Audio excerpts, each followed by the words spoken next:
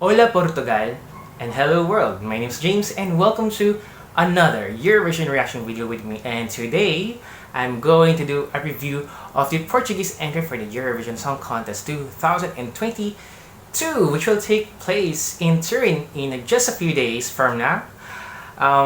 So let's get to it and start reviewing.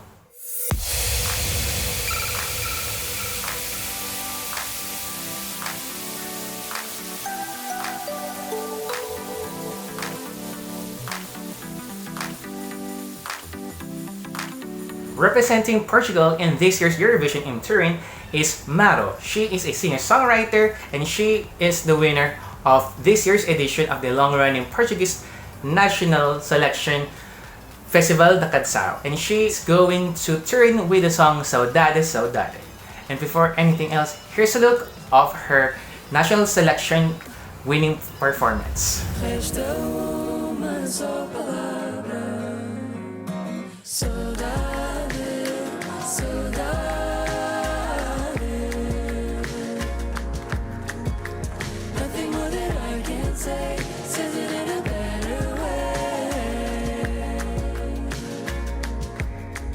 Saudade Saudade, as the song title suggests, is about the singer explaining what the meaning of saudade is to people who may not be familiar with it, who may not be Portuguese or who may not have lived in Portugal and are aware of the intricacies of the word saudade.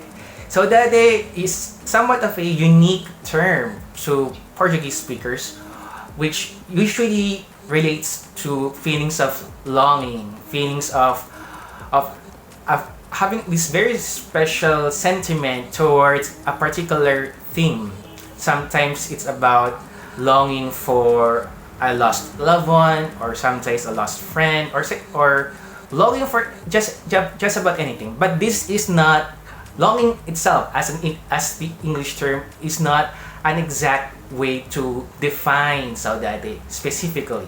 It could just be anything along those lines. Maro explains it in a way that she could. So especially in this case where the song is sung into languages English and Portuguese. And just as she was about to explain this in full detail in English, she then translated to Portuguese because she felt like she could explain this better in her mother tongue. I remember this was not one of my top picks for the win. In fact, I didn't really have a favorite going into this year's Festival da Canção. Although by the time I was able to catch the semifinals and the grand final of FDC, I most gravitated towards Os Cuatro do Media, 4.5.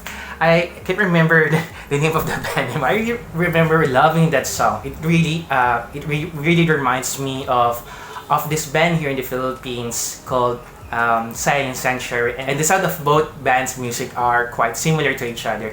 So I kinda relate to it a whole lot rather than Maro's. However, I do understand why Maro was also just as well liked. I can see that people really love how simple the song is, but not in the same way that it's so simple it's boring, but rather it's very intricate, and the harmony of the voice, especially when Maro was able to employ live backing vocalists to sing alongside her, it made the whole thing work. Because I don't think, much as it was the case in her semi-final performance in FDC, that she'd be able to pull this off by her lonesome with with pre-recorded backing vocals.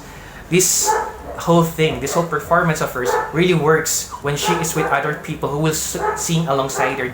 So this seemingly sad song really becomes a song of being there with one another, as showcased by that national final performance. I think for the Eurovision stage, there is no other way for the performance to go back up. We've already seen a lot of improvements back in the national selection, from Maro being by her lonesome in the semis to being with live backing vocalist, on the grand final, which made the whole thing work. And so I can only see the Portuguese delegation to further improve upon that, build up upon that, to create a performance that is truly magical, and people will hopefully be able to respond to this very well, as much as I have with the Black Mamba when they were able to perform last year in Eurovision.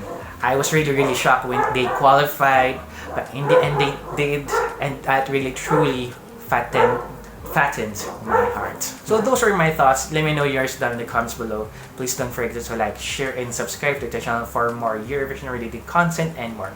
This has been James. Thank you very much for watching, and I'll see you guys later. Take care and stay safe.